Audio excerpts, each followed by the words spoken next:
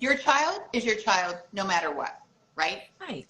You can either have a label that is not kind and understanding and not an educated diagnosis, or you can have a diagnosis, right? So you can either have the stubborn, willful, disobedient, doesn't care, unmotivated, or you can figure out what's really causing that. Your child isn't any different once you have a diagnosis. All like juiced up.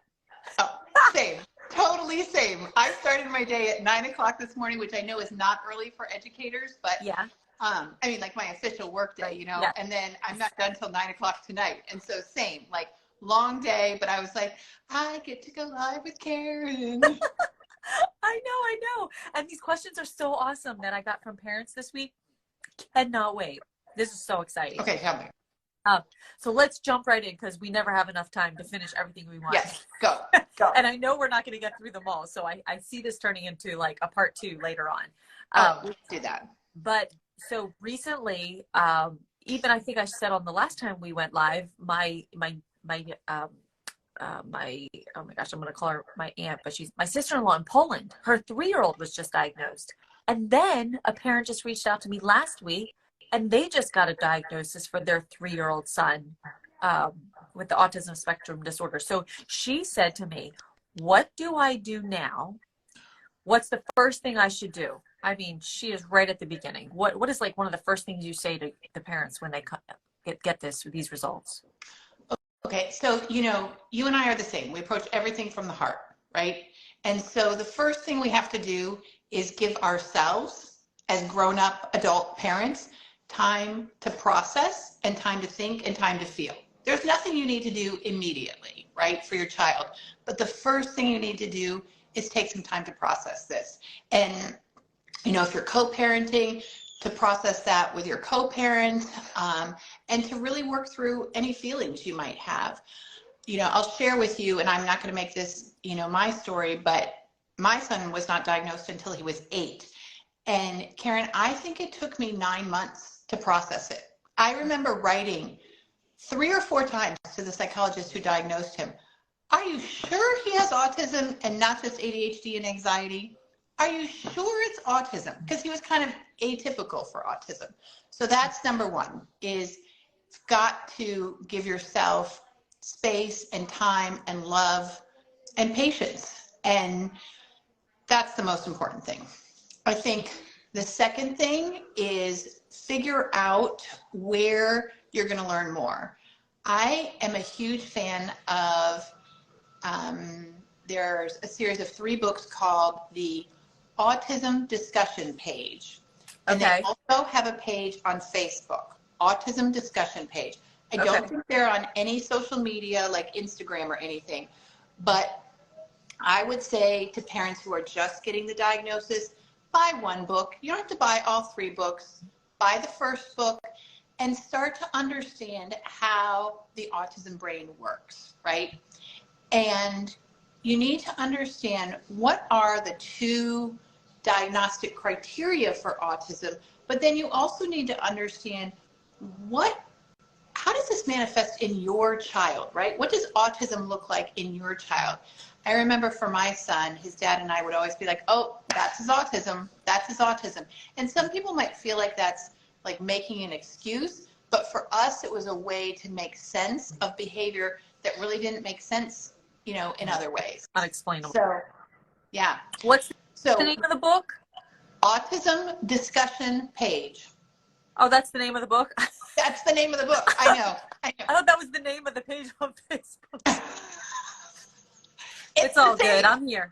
Yeah, I'm here. It's the same. Well, I mean, who calls a book Autism Discussion Page? But okay, so there's 3 books of that, and I'm going to recommend this parent start with the first one. This is awesome. Yes. Love it. Yes. Thank you. The book is called Autism Discussion Page, which let's just take a moment and recognize how very literal and in some ways how very autistic that is. Oh, I've had a Facebook page called Autism Discussion Page, and people have found it really helpful. So now I'm going to compile all those columns into a book and call it Autism Discussion Page. Is that what they did? I don't know. I don't know. But as I'm talking to you, I'm just thinking that's just very autism-y. It's why we had a fish named Fishy and we have a golden retriever named Goldie, right? Like, I'm like, okay. yeah, I need to go see the doctor. Right. All right. Anything else you would say on that, or should I move on to the next one? That was really good. I like that. You know, if I was going to add 3, and we don't want to overwhelm people, right? We don't want to overwhelm people. And they already feel overwhelmed. Right. You know. So how do we, dial it back? And it's time okay. and space, love, time and space. There's nothing that urgently needs to happen. This is not a broken hip. Okay. That's good. That's good. That's good to hear. If we were going to go to step 3, which would be maybe advanced, is know what other diagnoses your child has, or ask whoever gave the autism diagnosis, is there anything else I should be looking for? Because we know a lot of these things like to come, you know, in pairs as friends. And so what we want to do is make sure we're getting the whole picture of how the child's brain is wired.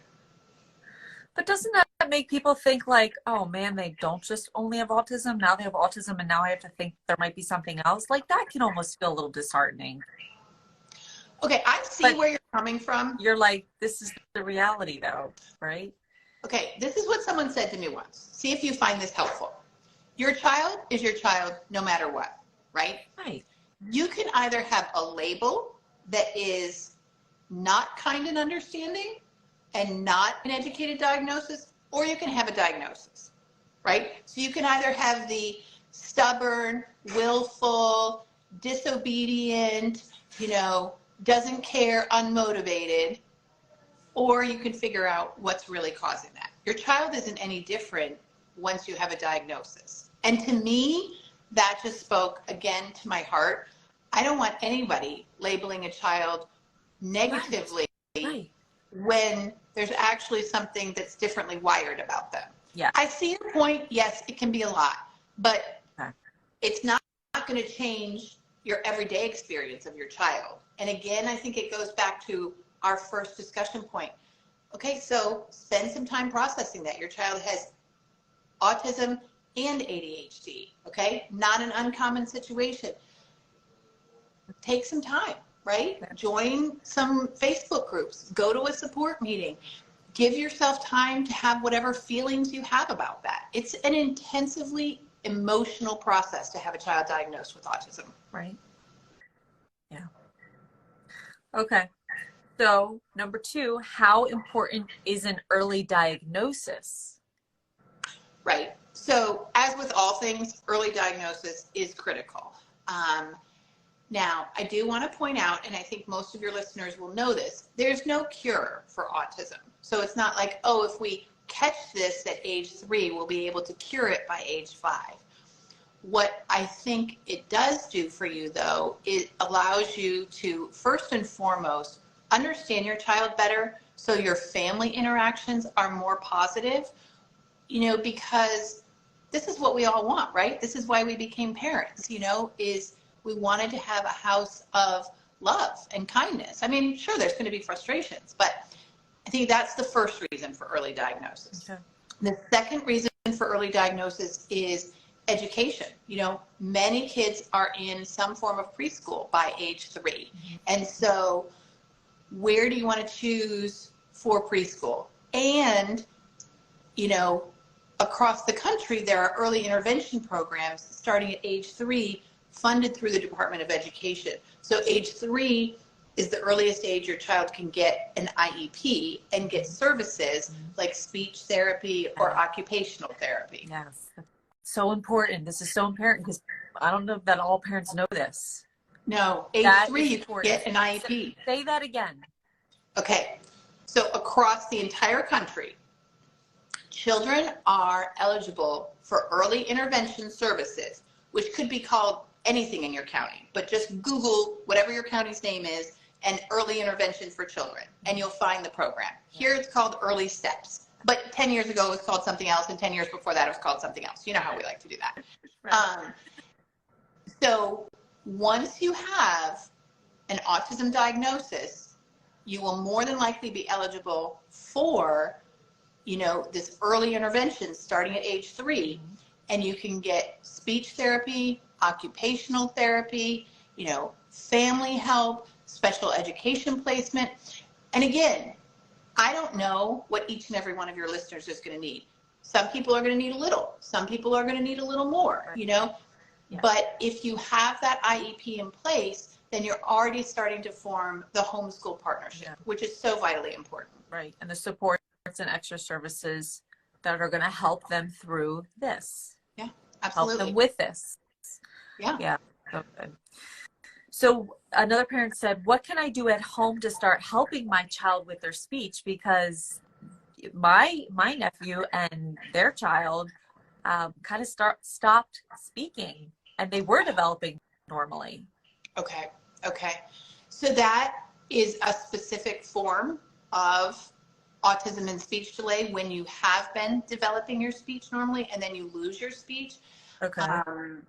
So I think it's important for your listeners to understand, though, that kids who are diagnosed with autism can develop language early, they can develop speech and language on time, or they can be late with speech or language. So there is no direct correlation between articulation and learning to speak and autism, where most kids with autism have some form of difference or even a deficit is in reciprocal conversation. So the back and forth conversation that you and I are having right now, that's something that, a person with autism often has to learn, as opposed to talking about their special interests only, or not paying attention when the other person is talking. So what I would say to any family is, get that IEP and use it to get a speech evaluation. So you can figure out, is your child delayed in actual articulation of language, or is it more the communication aspect and they need to learn how to communicate what their needs are and how to understand what other people are saying? But I think this is an area of such specific expertise that we've got to start with a speech language evaluation. And going back to our discussion from earlier, you might feel like this is a lot to take on, right? But it's going to be harder for you to have a child who you can't communicate with. Yeah. And then just follow what that speech pathologist says to do in regards to tools and practices at home. And what if, like, this parent, I can just imagine, like, maybe their child isn't starting services till maybe the fall, and they're trying to think of, like, is there anything I can do now over the next few months or over the summer? Is there anything like they could work on or do now before they have that evaluation and the speech pathologist tells them what they could be doing? I am not, qualified, so I'm going to hesitate a little bit on speech language. So specific.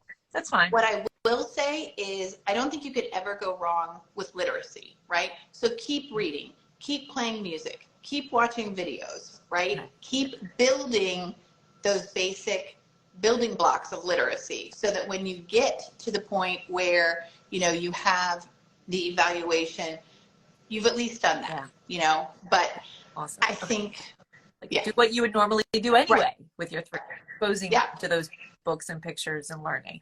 Okay, that's good. And then tips for parents on how to cope and better understand the diagnosis. Is there anything more you want to add to that? I feel like you've said a lot around that already.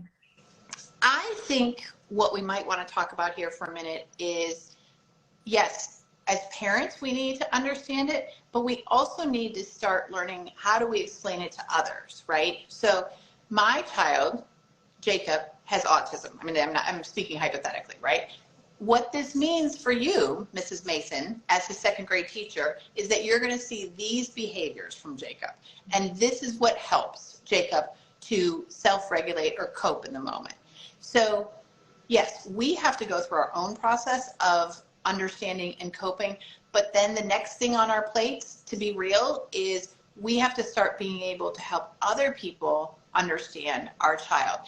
And yes, at school, but also in our own families, in the neighborhood, right? I remember, I've not had very many unkind comments to me about my kids who are neurologically atypical. But there was one person in our previous neighborhood who said, "Oh, I always knew there was something wrong with him." And I thought, oh, I don't think those are the words. I didn't say this, but in my mind, I was soothing myself by saying, I don't think those are the words you're looking for. You just don't have better words, Yeah. you know? And so, you know, educating grandparents, aunts and uncles, best friends, neighbors on, you know, what is an autism diagnosis and what can you expect to see? And when, you know, your child, your son or daughter is rigid or they're melting down, that this is a result of, you know, how their brain is wired with autism. And what you'll see me doing is, you know, kind of taking him to a quiet space or compromising on what he needs. And I might ask you for some support in that moment. But I think we go through a lot as parents to understand the autism diagnosis, and then we have to do even more work, Karin, and it's hard. And we have to figure out, how do we talk to family and friends in school about our child and how autism looks in our child? Because people have a lot of ideas about autism, but they don't really know our child and autism. Yeah. Yeah. And wouldn't you say, from your experience, I'm curious, do any of your parents feel like their child in school, maybe they get the vibe from the teacher that the teacher doesn't really know what they should be doing with them? Like it's just interesting, because when I interviewed Dr. Stephen Shore, who is also an individual with autism, he was like, Karin, teachers shouldn't be scared. Like, they know best practices for kids, and best practices for kids are best practices for kids with autism. And I was like, yeah, but they just sometimes feel like they want to have the specialists work with them, and maybe they're the only ones who can work with them, not the only ones, but they really feel that difference. Have you seen or noticed any of that? Don't you think that comes from teachers wanting to be conscientious and do the best job they can do? They want to understand every child in their classroom. And so when they have a child with a 504 or an IEP who has any kind of diagnosis, I think teachers are such caring individuals that they want to understand, you know, and recognizing that teacher training does not really provide much in the way of understanding, you know, developmental disorders or neurologically atypical kids. Yeah. You know, to some extent, I think that would be an interesting discussion to have. Yes, best practices are best practices for kids no matter what. But then there are specific challenges. What do you do if a kid with autism, you know, is being really rigid and refuses to engage in anything, you know, and participate in class in any way? What if they are emotionally dysregulated frequently in the classroom? What if they're having meltdowns? Yeah. So possibly from a, how do we teach, you know, our subjects, art, music, writing, math, maybe best practices are best practices. But I do think that there are additional skills that educators are going to need for kids with autism, because they're going to encounter one of those two pieces of the symptoms, right? Either that kind of rigid personality where there are fixed interests or things have to be done a certain way. Yeah. And it would be very easy to misunderstand that and think a child's being disrespectful. Very easy. Or they're going to encounter that lack of reciprocal communication where the child's not really hearing what they're saying, and they're going to have to make more of an effort to unpack that for the child. So, you know, I would probably add, yes, best practices are best practices. Jill Palmette, hi, how are you? Oh my gosh, so excited to see you. This is a fun thing about Instagram. Okay. So Jill Palmette is an excellent example of a teacher who, yes, she had all the best practices from an education point of view, but she had those additional skills for what do you do with the rigidness? What do you do with the fixed interest? What do you do with the kid who doesn't seem to understand what you're saying, even though you know they're really bright? So I don't know. What do you think? You're an educator. Do you think you need additional skills? Yes. And I don't think we're training teachers enough as rapidly as things are changing. I think that is I think we're behind the eight ball. I think a lot of things in education need to change. I think there's a lot of things we're doing archaic. Any company you go to in the world, you are on the cutting edge of what is happening, and you are educating, and you have to like keep educating your entire team to stay at the forefront.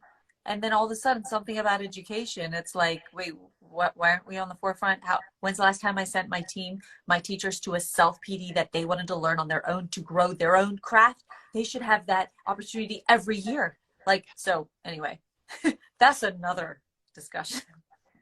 Well, and it's not, and I say this every time I talk about education, it's not the individual teachers. It's the whole system of education and education policy. It is not individual teachers. You're right. Individual teachers would spend their last dollar going to that professional development. Yes, they would. Yes, they would. And so I love this year, I've asked my teachers at the end of their observation, if there's one thing you could go for professional development in an area that you want to grow and you're crafted, what is it? Because if there's any way I can make that happen for you, I want to do that for them. Yeah. Yes. Yeah, so, absolutely. Yes. And I do believe that they are showing up, doing the best they can with the resources they know and everything that they've been equipped and knowledgeable to this point. They're doing the best they can. Right. I do believe that. It is so hard. It was hard before COVID. Yes. Much less post-COVID. And we can't lose sight of that. No. And so I picked up this statistic today. In 2022, last year, 1 in 44 children were diagnosed with autism spectrum disorder. In 2020, it was 1 in 54. And this Dr. Stephanie Seneff out of MIT, a research scientist, she predicts that half of kids in the US will have autism by 2025. Like, what is it, Norrine? Like, why? Why is it more than ever and growing so rapidly? Like, a teacher asked me that, and I was just like, I don't know. I gotta research this more to come back with that answer. Well, let's you and I research it a little bit. I mean, obviously, we know with all things, some of it is better identification, right? Yes. Better screening, better testing, better identification. Okay. But the same question comes up with ADHD. Is there a greater prevalence, or are we just identifying more of it, and I don't know. Name to something that always was. Right. Like, how many adults do we walk around and we're like, oh my gosh, I'm probably so undiagnosed ADHD. I've even thrown that out there.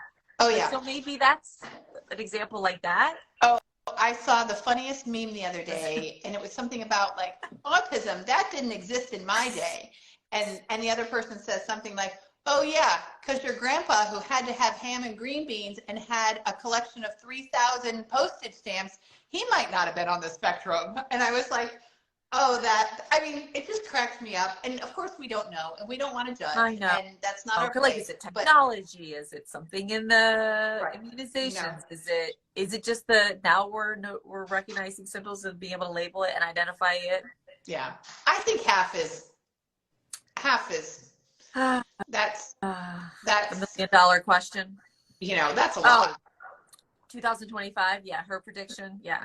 We'll see. All right. Let's throw one more question in. Okay. Tips. Wait, I think I said that. Oh, what is ABA for anyone listening that doesn't know what that is, and why this parent asked, is it recommended for children diagnosed with autism spectrum disorder? Okay. Wow. Okay. You should probably have on an ABA person. Okay. I'll do that.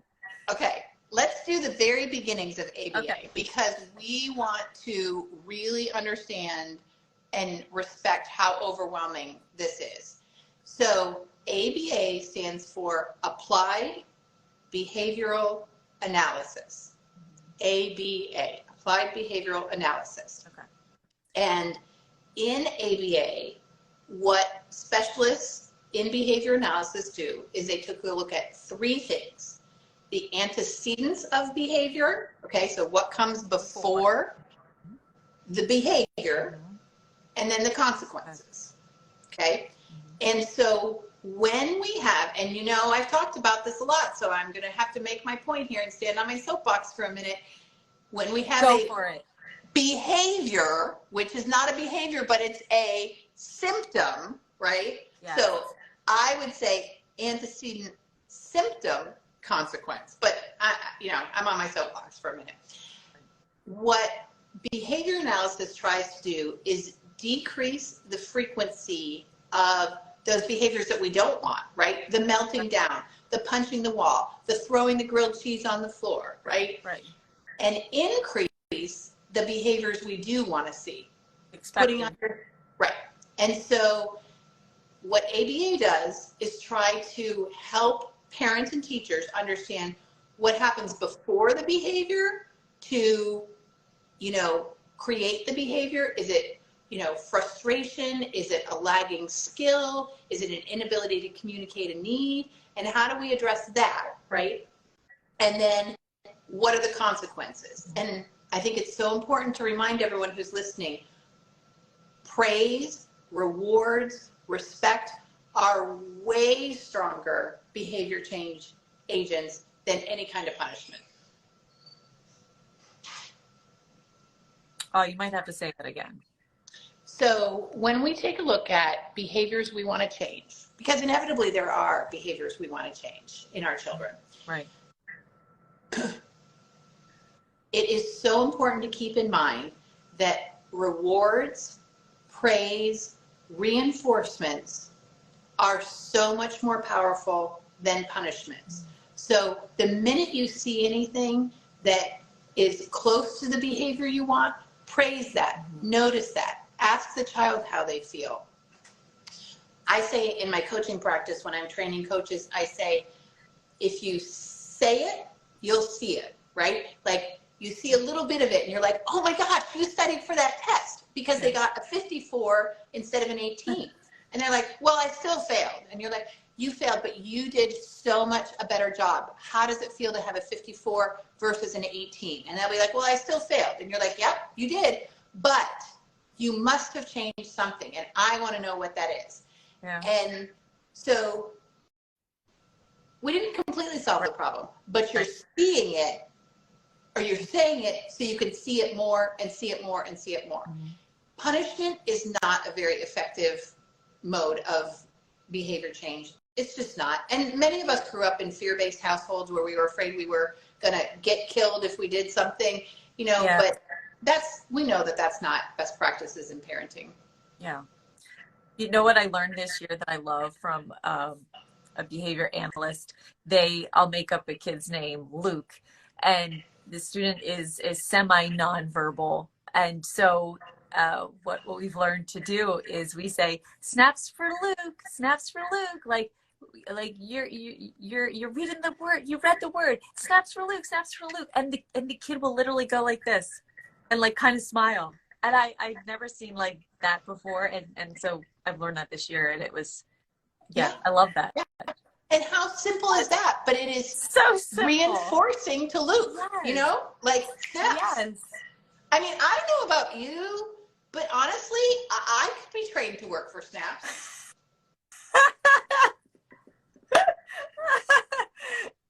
It actually makes me smile. Right? I mean, if you walked into your office, okay? If you walked into your office and everyone in your office was like, Karin, wouldn't you feel pretty good walking into work? I mean, maybe I'm just, kind of compliant that way, but if people were snapping for me, that would be as good as praise. Snaps for Dr. Russell. Snaps for Dr. Russell. You're awesome.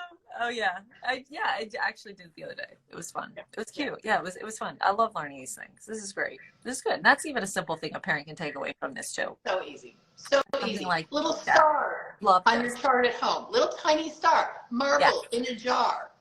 Like penny in the jar. It can be so easy. Yeah. It can be so easy once you get through your feelings. Yes. Yes. And take care of yourself. We'll end with what we started with. Taking care of yourself. It's okay. Be kind to yourself. Be gentle. If you feel yourself getting overwhelmed, take a step back. Take one thing off your plate. Yep. Instead of trying to read 3 books, just read one. Instead of getting overwhelmed, go back to a basic, a simple little, and know that you are doing awesome. You're doing great.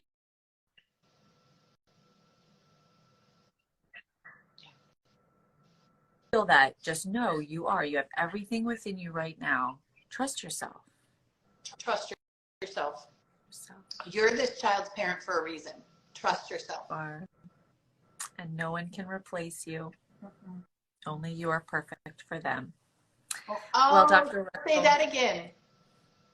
Oh, I just made a TikTok video this weekend about that, and it ended with, well, because we do this comparison game. We see all these perfect moms, and we say, I'm not perfect, I don't add up. Well, perfect doesn't exist, because what's perfect to one person is not perfect to another. Yeah. And so the takeaway was, you are irreplaceable. You are the only one for your child. You can't be replaced. Like when teachers come to me and they tell me they're pregnant, they're gonna have to go out on leave, and they're like, I'm so sorry. And I'm like, who cares? There are a million subs out there, and there's only one you for your kid, and you go enjoy those moments, right? Yeah. Oh, Yeah. I love that. Yeah. I'm gonna write that down for me. Okay. And I'm gonna practice trusting myself, because that's a big one for me. It's my